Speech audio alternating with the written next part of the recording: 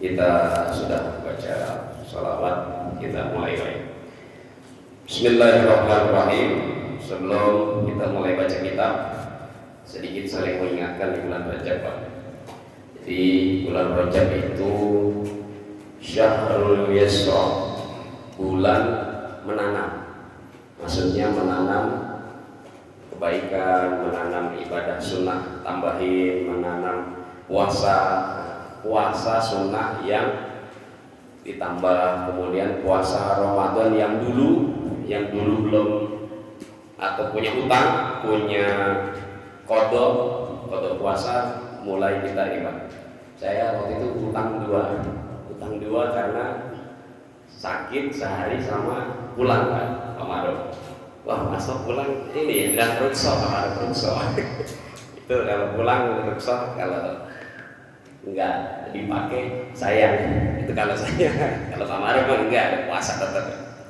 Tapi kata Rasul, khud min afdhalir rukhsah, ambil, karena rukhsah itu lebih utama dilaksanakan. Tapi kalau alasannya kalau saya kuat, saya ini, itu nggak boleh. Tapi kalau alasannya nanti kalau saya di qadha puasa di hari lain, bulan lain, khawatir saya nggak mampu, nah itu boleh, kan? Kenapa? Takabur. Jadi kalau saya misalkan dari sini ke Semarang 7 jam 8 jam kuat saya puasa, takabur.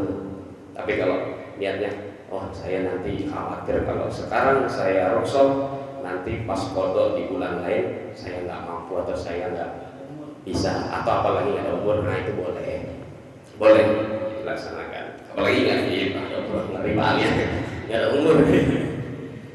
Nah, sepanjang bulan Rajab ada dua peristiwa. Yang pertama yang sering kita namakan dengan Isra Mi'raj, mukjizatnya Nabi, yaitu mendapatkan sholat. Nah, bahkan Allah SWT memberi kesempatan istimewa di bulan Rajab, sepanjang bulan Rajab. Ya ibadi, ini hadis qudsi, qad wajaba haqqaka alayya fas'alani. Wahai hambaku, wahai umatku, engkau di bulan Rajab ini aku berikan keistimewaan, hak-hak istimewa di bulan Rajab. Kalau qiyamul lail, kalau kamu ingin mendirikan qiyamul lail, ibadah yang baik, amalanmu yang baik, kemudian puasa sunnah kamu tambahin, apalagi puasa wajib yang punya hutang kamu laksanain, kamu kodoin, maka ada 3 pemberian, 3 efek. Ma min muslim yad'u bida'watin fi syahri Rajab wala qati'ar rahim.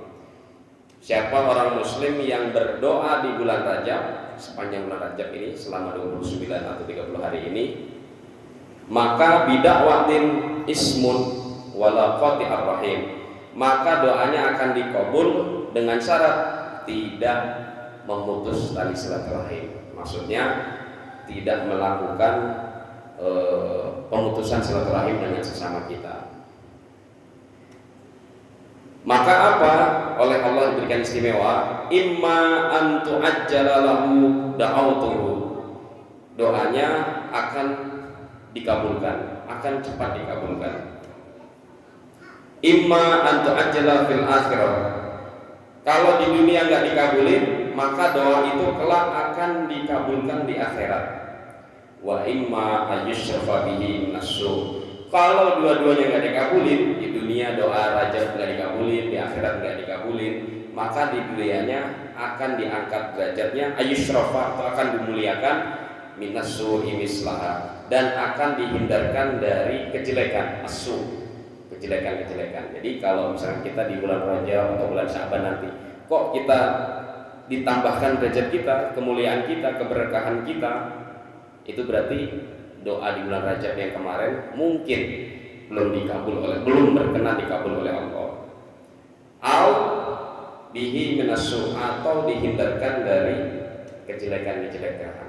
Jadi selama bulan Rajab, Sya'ban, kok kita dihindarkan dari kejelekan, oh mungkin ini sebagai pengganti doa kita yang di bulan Rajab. Makanya doa di bulan Rajab kan utamanya itu tadi, berikanlah keberkahan di bulan Rajab, keberkahan di bulan Sya'ban, sampaikan umur panjang di bulan Ramadan. Tambahan ulama kita, waghfir lana dzunubana, diampunkan dosa-dosa kita. Nah itu tadi, makanya kita doa di bulan Rajab. Jadi itu Pak, ya, pokoknya kita doa di bulan Rajab. Masih ada sekitar 9 harian lah bulan Rajab ini, sekarang ke 21 Rajab. Baik, mari kita buka kitab Riyadhus Shalihin kita yang kemarin. Bismillahirrahmanirrahim. Qala al-mu'allif rahimahullahu ta'ala fid dharaini amin. Abi Zakaria Yahya bin Syaraf An-Nawawi fi kitab Riyadhus Shalihin, bab al-iqtisad fil ibadah atau fit ta'ah, bab tentang tidak berlebih-lebihan dalam ibadah atau dalam ketaatan. Kemarin kita sudah masuk ke hadis yang ke-3 ya, atau 145.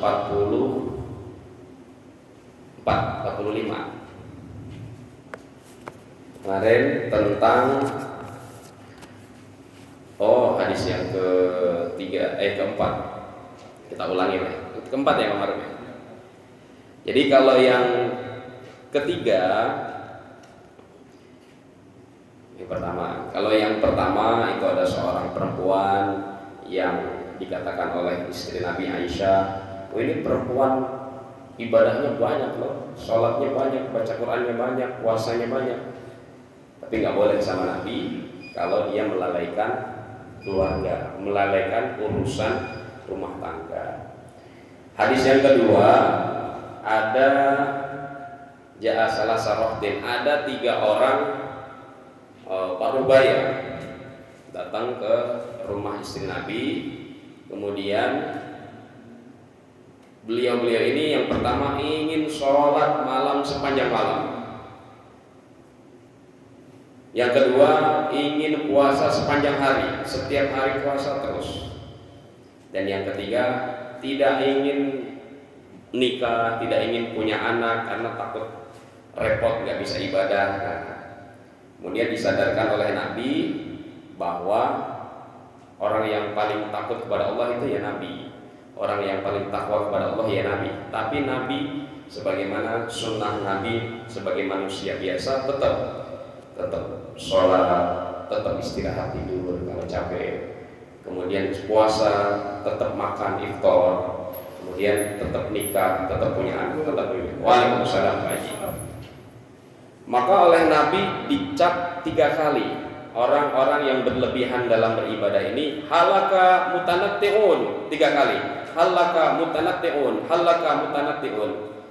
Celakalah bagi orang-orang yang berlebihan dalam ibadah. Celakalah bagi orang-orang yang memaksakan diri untuk ibadah. Celakalah bagi orang-orang yang mengekstrimkan diri dalam ibadah. Rawahu Muslim. Hadis ketiga. Hadis keempat sama. An Abi Hurairah radhiyallahu an, atau hadis ke 145 atau 46.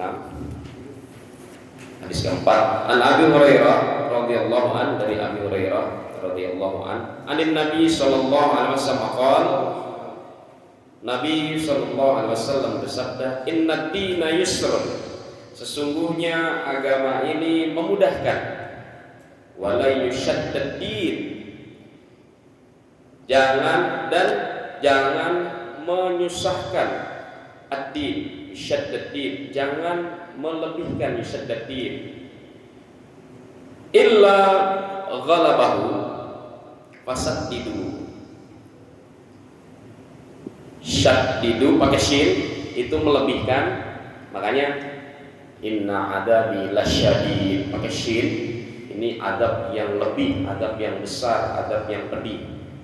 Nah, ada lagi kata-kata qaulan sadida, ittaqullah qaulan sadida, bertakwalah kepada Allah, niscaya engkau akan menjaga perkataanmu dengan lemah lembut. Qaulan sadida pakai sin, enggak pakai shin. Fasaddidu, berlemah lembutlah ya, dalam mengajak agama ini. Wa qaribu, deketin. Nah, wa qaribu, mendekat atau deketin dengan cara pendekatan. Wa abshiru, berikanlah kabar gembira. Nanti kalau kita ngaji setiap malam Senin, malam Jumat, baca Yasin tahlil, insya Allah nanti dikumpulkan kita bersama-sama di akhirat. Siapa yang ngaji bareng, siapa yang amal bareng, nah itu. Wa abshiru, berikan kabar gembira. Jangan dikit-dikit itu Pak Haji, wah kamu sholatnya nggak diterima, nah, jangan.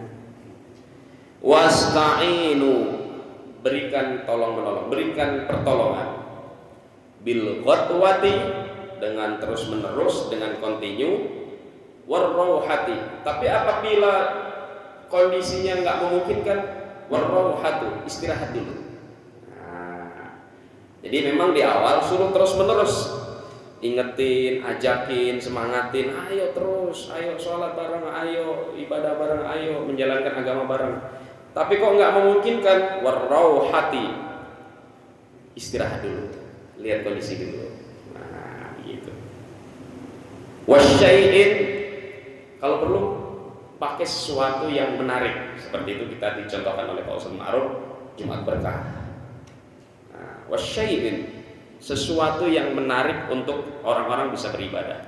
Minad dulja, sehingga tercapai tujuannya.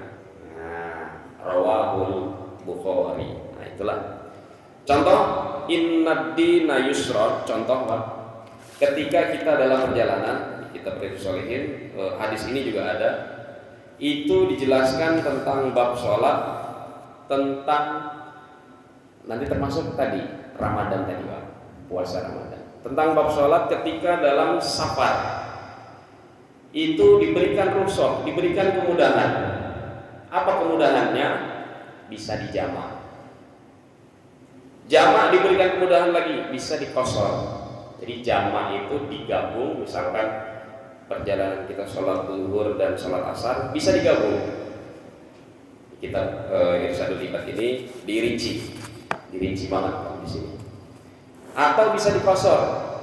Dua contoh, saya pergi dari Bekasi, dari Cibitung ke Semarang kurang lebih 7-8 jam. Misalkan berangkat jam 9 pagi atau jam 8 pagi, kemudian sampai zuhur 8, 9, 10, 11, 12, 4 jam baru sampai misalkan Tegal atau Brebes. Kok tadi sudah berhenti di Cirebon, misalkan sudah berhenti tadi jam 10-an, setengah 11, boleh nggak lanjut atau boleh nggak berhenti? Boleh pilihannya.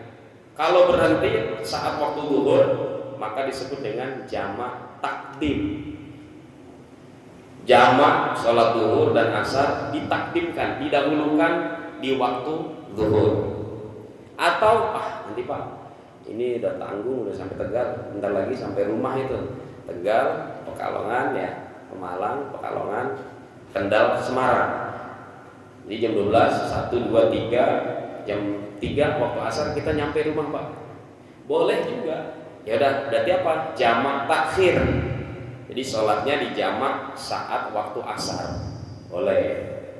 Gitu. Jadi jamak takdim boleh berhenti di waktu zuhur, jamak takhir boleh berhenti di waktu asar. Berapa bilangan rakaatnya? Kalau jamak berarti 4, zuhur 4, asar 4 di satu waktu. Di rukhsah lagi, diringankan lagi, makanya disebut inna dina yusron, memudahkan. Wah, kalau 4 bisa nggak dua? Oh bisa, tapi harus sepaket. Pertama usolli fardhu dhuhri qasran asri rak'ataini. Salat zuhur dulu.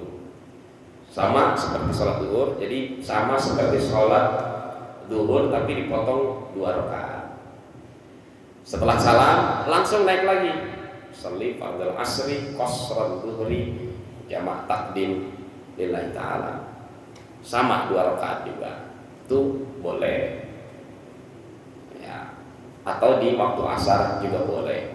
Atau misalkan sampai Tegal tadi waktu zuhur datang, kita sholat zuhur hanya 2 rakaat, namanya qasar, boleh. Allahu Akbar, sholli fardhu dhuhri qasran rak'ataini lillahi ta'ala. Setelah itu melanjutkan perjalanan lagi, boleh. Nanti pas waktu asar sholat lagi 2 rakaat, sholli fardhu asri qasran dhuhri rak'ataini, habis itu jalan lagi, boleh. Mas kalau normal aja, ya boleh aja. Normal waktu zuhur di kerjaan 4 rakaat. Nanti jalan lagi waktu asar dikerjakan lagi 4 rakaat juga boleh. Juga boleh. Baik, kalau masuk khud min afdali rukhsah. Ambil keutamaan ringanan rukhsah. Itu. Makanya waktu kita ke Purwakarta kemarin zuhur asar kita jamak qasar waktu itu. Supaya tadi mendapatkan pahala rukhsah. Jadi kita enggak dianggap takabur. Wah, saya bisa salat zuhur, saya bisa salat asar. Nah, gitu. Jadi tapi boleh itu pilihan. Begitu juga saum saat Ramadan. Oh, dengan niat ya Allah saya puasa, khawatir kalau diganti diqadha di bulan lain, di hari lain, saya mungkin nggak mampu, nggak kuat. Atau tadi ngeri lagi, khawatir nggak ada panjang umur, khawatir nggak ada umur di hari lain, di bulan lain. Nah, itu boleh. Tapi kalau saya kuat, cuma sini Semarang 7-8 jam, kuat saya puasa, itu nggak boleh niatnya seperti itu. Jadi diqadha atau di rukhsah boleh. Kalau saya pilih rukhsah, biar ada temennya. Kalau Pak Ma'ruf, Pak Iwasimin, Pak Jisada mungkin diambil waktu puasa Ramadan, diambil waktu zuhur 4 rakaat, boleh, nggak apa-apa. Tapi kalau Mas Tol ngikutin yang rada-rada bergele, diambil yang rukhsah. Dua-duanya boleh saat safar. Gitu. Makanya pas ketemu di pom bensin, di rest area, wah itu kok cuma sholat 2 rakaat padahal saya makmum. Maka dilanjutin. Kita niatnya biasa sholat zuhur 4 rakaat, kok pas ikut makmum di sana dia jadi 2 rakaat, kita lanjutin sendiri. Saat dapat 2, kok mereka salam, ya kita lanjutin rakaat ketiga. sebagaimana sholat duhur biasa, rakaat keempat salam. Gitu. Kadang kan kita nggak tahu, main makmum aja kan, wah ini lagi jamaah di rest area atau di mana, udah ikut aja. Kok baru dapat 2 rakaat mereka udah salam, kita lanjut. Karena kita niatnya apa? Sholat duhur, kita niatnya, bukan sholat jamaah qashar. Gitu. Tapi kalau dalam satu komunitas kita pergi bareng-bareng nih jamaah mushola, kemudian datang waktu zuhur dan jaraknya sudah banyak, misalkan kita ke Bandung, nah itu boleh rukhsah. Dari sini ke Bandung sudah lebih dari 80 kilo, 85 kilo, boleh kita niatkan, ya Pak, kita niat satu komunitas, kita niat sholat zuhur, qashar asar 2 rakaat, habis itu langsung setelah salam zuhur 2 rakaat lagi asar, salam, itu boleh dalam satu komunitas. Itu sedikit tentang rukhsah sholat maupun rukhsah Ramadan. Lanjut ke hadis yang ke-5. Ini ada penjelasannya nih Pak ya. Wa fi riwayatin, ya gundul, saddidu wa qaribu waqdu wa ruhu wa syai'un minal buljah qasdal tablughu. Nah, ini lebih ditekankan lagi. Di riwayat yang lain, saddidu dengan lemah lembut, ajakan dengan lemah lembut, perkataan dengan lemah lembut, wa qaribu atau dengan cara pendekatan, waqdu atau dengan cara tadi terus menerus. Kok enggak memungkinkan, waruhu istirahat sejenak boleh, wasyai'un pakai pendekatan, pakai sesuatu yang lain, minad dulja supaya tercapai. Itu kenapa? Artinya qasda tablughu, supaya maksud tujuan kita tablughu, tersampaikan. Makanya di sini redaksinya qasda itu 2 kali. Artinya ditekankan qasda itu maksud.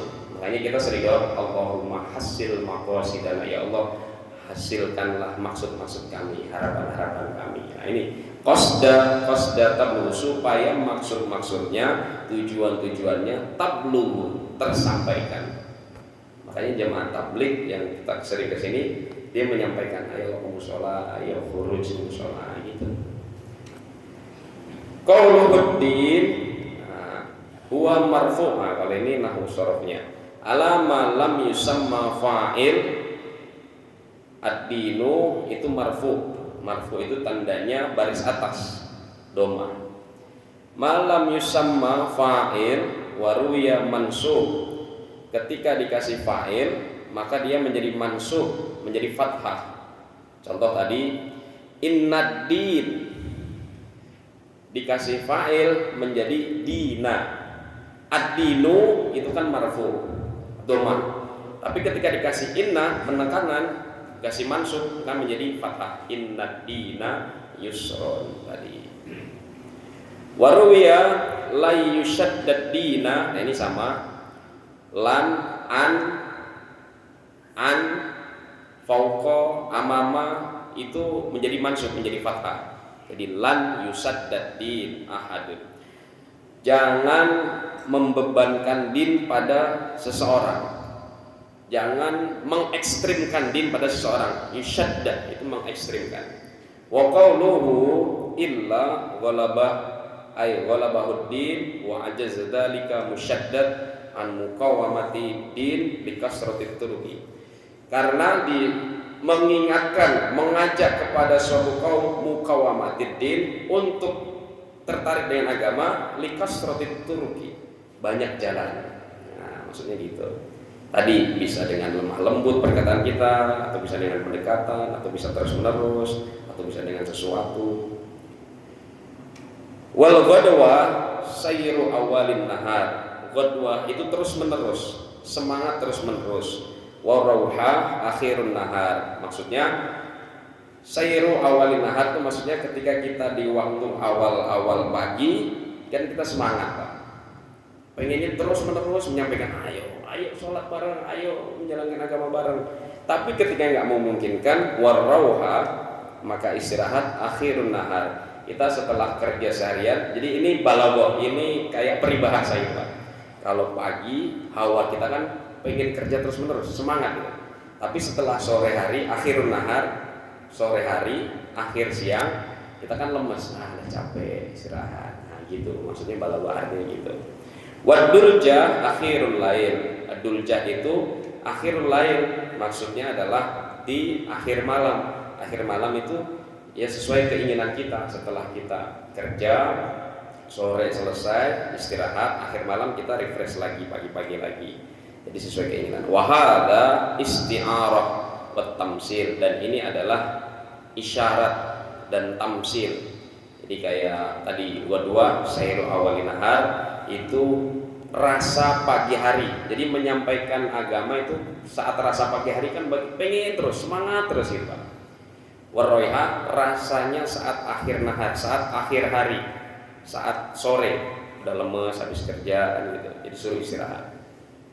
Wa ma'nahu ista'inu ala ta'atillahi azza wa jalla bil a'mal. Memohon pertolongan kepada Allah azza wa jalla bil a'mal, dengan amal, dengan sesuatu fi waqtin nasyatikum, sesuai dengan kemampuanmu, wa faraghi qulubikum, sesuai dengan sesuai dengan kelapangan hati. Faragh kan nggak mungkin kita lagi tukang ojek belum dapat penumpang kita kasih dalil, kan nggak mungkin. Barang siapa yang nggak sholat tepat waktu maka ya kan nggak mungkin lah, dia lagi nungguin penumpang dari pagi, nggak bisa gitu. Cara menyampaikan nggak boleh gitu. Bihaisu tastalidu nal ibadah wala tasamun. Nah, jangan sampai tadi orang yang hatinya masih belum lapang, lagi ada kebutuhan yang dipikirin banget, kita kasih dalil. Wala tasamun, jangan. Wa tablughul maksud, dan jangan menyampaikan maksud kita. Kama annal musafir, orang musafir juga sama, nggak boleh kita dakwahi, kita ceramahi, nggak boleh. Musafirul hadi fayasiru fi hadhil awqat, di waktu-waktu tertentu. Wa yastarifu huwa wa dabbatu fi ghairiha fayasilul maksud bi ghairi ta'abin, wallahu a'lam. Jadi Allah memberikan keleluasaan kita untuk menyampaikan sesuai dengan kondisi, Nah, itu hadis yang keempat, panjang kemarin. Jadi tentang kita sebagai penyampai atau pengajar. Hadis kelima, wa an Anas radhiyallahu anhu qala, dari sahabat Anas radhiyallahu anhu qala, dakhala an-nabiy sallallahu alaihi wasallam al-masjidah. Saat itu Nabi akan memasuki masjid, sudah memasuki masjid. Wa idza hablun mamdudun bainas saritaini. Nah, saat Nabi masuk masjid ada sebuah tali. Ya, mamdud memanjang bainas saritaini, memanjang sariyataini, memanjang dari tiang satu ke tiang yang lain. Faqala Nabi sallallahu alaihi wasallam, faqala ma hadzal habl, kata Nabi nanya ke jamaah, ma hadzal habl, ini tali apa? Nah, gitu maksudnya. Qalu, kemudian Anas tadi menjawab, ada hablun lizainab. Oh, ya Rasul, ini tali untuk Zainab, seorang wanita. Nah, berarti dari sini secara konteks bahwa zaman Nabi seorang wanita juga berjamaah di masjid. Kan kita waktu puasa Ramadan kemarin beberapa tahun lalu ya, ada polemik wanita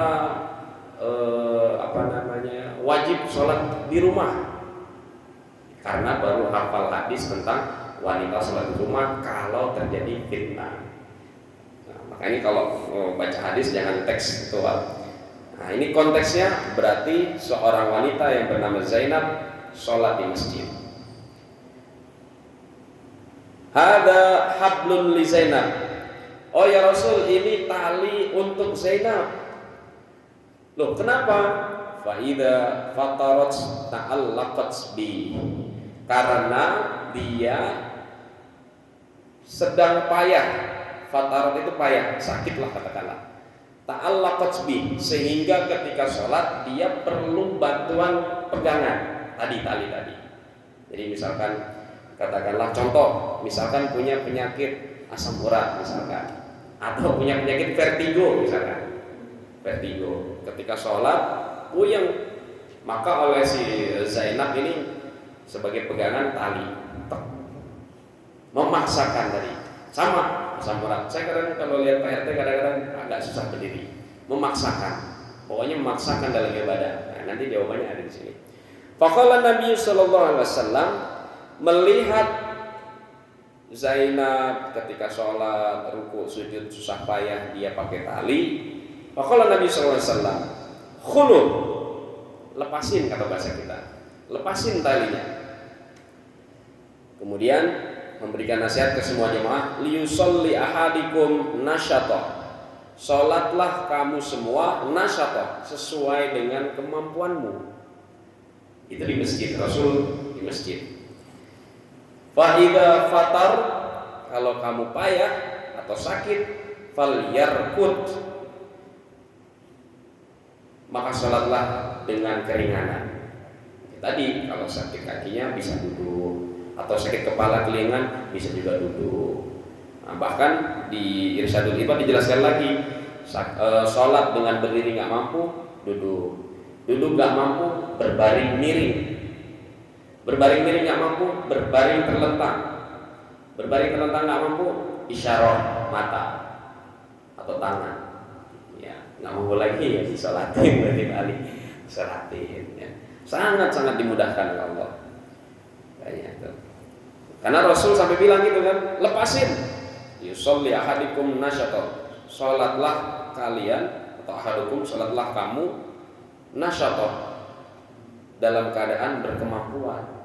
Kalau nggak berkemampuan, faida farad fatar, kalau payah falyarkud, maka sesuai dengan kemampuan kamu.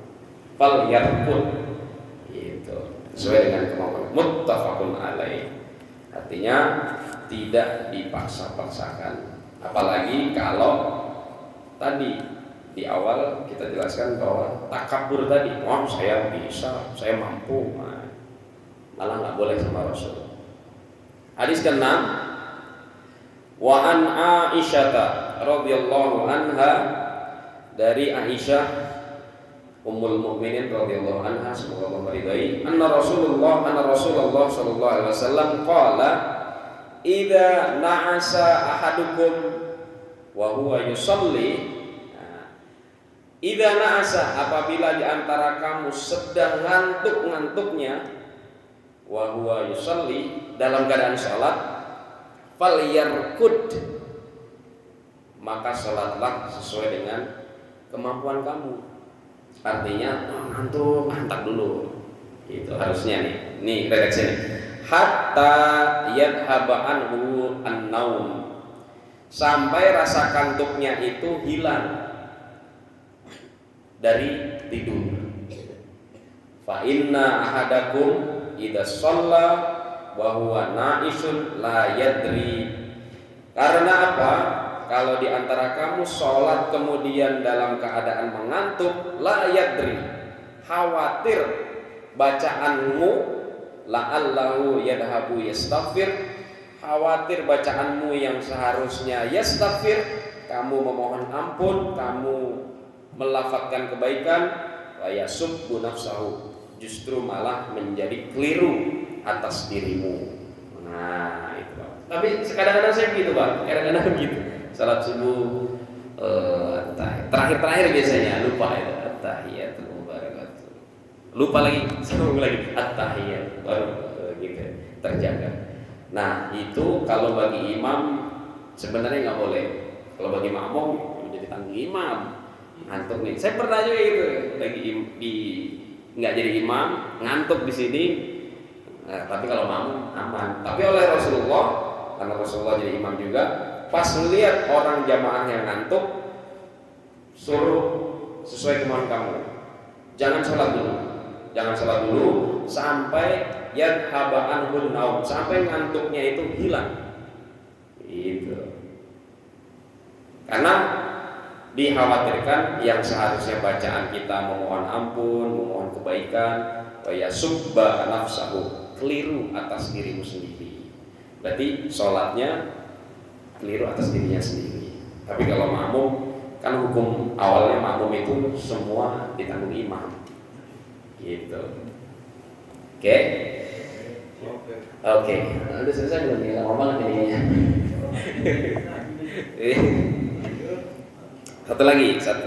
Satu lagi pendek nih, 7, hadis ke-7 satu lagi, atau hadis ke 148 ya.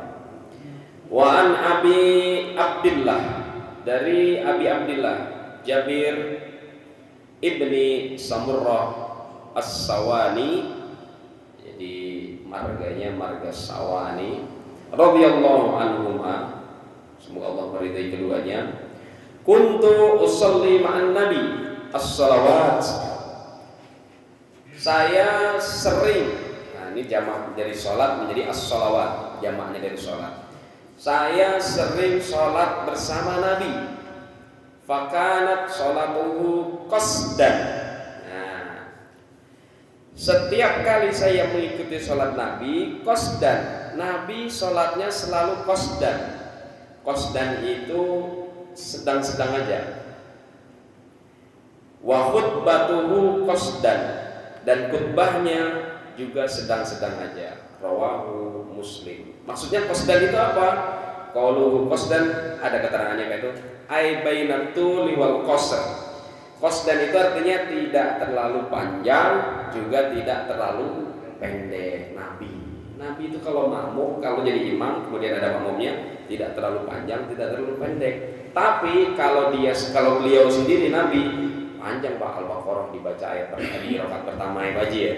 Ali Imran rakaat kedua. Kalau sendiri Nabi. Sekarang orang banyak salah saat makmum panjang-panjangin, ya kan? Saat sendiri malah pendek-pendekin. Nabi mengajarkan saat jadi makmum tak terlalu panjang, tak terlalu pendek. Saat sendiri serah panjangin. Nah, itu Nabi. Apa aja salat-salat pendek? Ya dari wadduha ke bawah lah, itu salat pendek. Salat setengahnya ya dari wadduha ke atas. Panjang lagi ayat-ayat Al-Quran yang juz-juz yang panjang gitu. Banyak. Kalau saya kadang sholat subuh panjang, tapi memang ada kaidahnya itu Pak. Sholat subuh yang panjang diperkenankan panjang itu. Sholat subuh dan sholat isya itu diperkenankan panjang.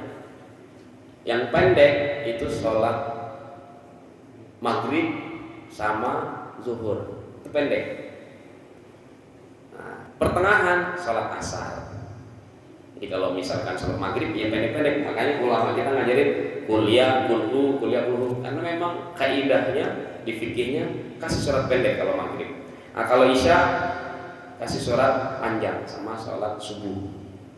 Tapi kita yang ngikutin di sini lah. Sini sholat subuh harusnya 2 baris, ntar takutnya jadi 3 orang doang pemarap ya. Mending pendek-pendek sesuai dengan jamaah. Nah itu jadi supaya kita bisa paham hadis yang ke-8 atau 148 ini kepanjangan, takut nggak nyampe ya. Jadi pelajaran bagi kita hadis yang ke-5 tadi, bahwa ketika kita sholat mengukur kemampuan kita, bukan berarti kita teledor atau ceroboh, tapi kita diberikan rukhsah oleh Allah sholat sesuai kemampuan. Sholat sesuai kemampuan ya, bukan sholat jarang-jarang sesuai kemampuan, enggak. Sholatnya tetap, tapi saat sakit, saat rusak sesuai kemampuan. Yang kedua atau hadis yang ke-6, ketika ngantuk, sholat ngantuk, maka kita harus menghilangkan ngantuknya itu, entah dengan wudu lagi, cuci muka lagi, wudu lagi, atau dengan seperti apa tadi, supaya tidak khawatir makna daripada sholat, bacaan lafaz sholat kita keliru. Dan yang ketujuh atau hadis ketujuh adalah tadi ini mengajarkan para imam untuk sholat sesuai dengan makmum, qasdan, sedang-sedang, tidak terlalu panjang, tidak terlalu pendek. Mudah-mudahan apa yang kita pelajari bisa bermanfaat untuk kita dan insyaallah barokah bagi kita. Mari kita tutup dengan istighfar 3 kali dan doa kafaratul majlis. Astaghfirullahaladzim, astaghfirullahaladzim, astaghfirullahaladzim. Subhanakallahumma wa bihamdika asyhadu an la ilaha illa anta astaghfiruka wa atubu ilaik. Yang benar yang hak dari Allah dari Rasul, yang salah hilaf dari pribadi. Mohon maaf. Wassalamualaikum warahmatullahi wabarakatuh.